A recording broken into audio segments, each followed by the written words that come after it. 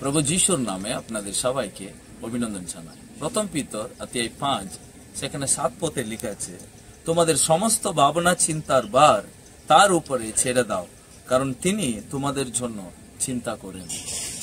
যিনি লিখেছেন এই পুস্তক পিতর বহুত চিন্তার মধ্যে দিয়ে তার জীবন কাটিয়েছেন। সারা রাত তিনি চেষ্টা করেছিলেন মাছ ধরার জন্য, কিন্তু একটাও মাছ পায়নি। যিশু তাকে বলেছিলেন, তুমি যাও গভীর জলে জাল ফেলো। কিন্তু পিতর যিশুর কথা শুনলেন এবং ঠিক সেইভাবে জাল ফেলেছিলেন, প্রচুর মাছ পেয়েছিলেন। তো এটার পিতরের কাছে খুব অবাকের একটা ঘটনা। আমি পরিশ্রম করলাম, আমি কিছু পেলাম না, কিন্তু যিশু যখন বললেন তখন এটা কি করে কাজ হলো। কারণ প্রিয়, এটা আমাদেরকে জানতে হবে, তিনি সৃষ্টিকর্তা, তিনি সবকিছু তিনি করে দিতে পারেন। তো তাই আমরা যখন নিজে থেকে যখন চিন্তা করি, ভাবনা করি, আমরা প্রচুর পরিশ্রম করব, কিন্তু সেটা বিফলের জায়গাতে গিয়ে আমরা দাঁড়াবো।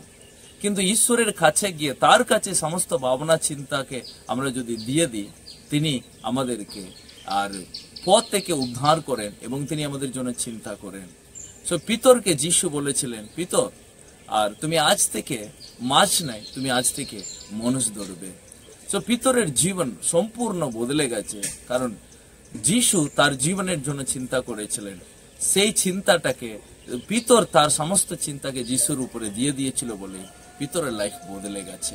তো তাই পিতর এই বইয়ে লিখেছেন, তোমাদের যারা আজকে চিন্তা ভাবনার মধ্যে দিয়ে যাচ্ছ, তোমরা তোমাদের চিন্তাগুলোকে তোমাদের মধ্যে রাখো না, প্রভুর কাছে দিয়ে দাও। হ্যাঁ প্রিয়, সেখানে আমরা শান্তি এবং সেখানে আমরা আর নিরাপদে আমরা থাকতে পারি। সো আজকে সারাটা দিন আপনি যা কিছু ভাবনা চিন্তার মধ্যে দিয়ে যাবেন, যিশুর চরণে নামিয়ে দেবেন।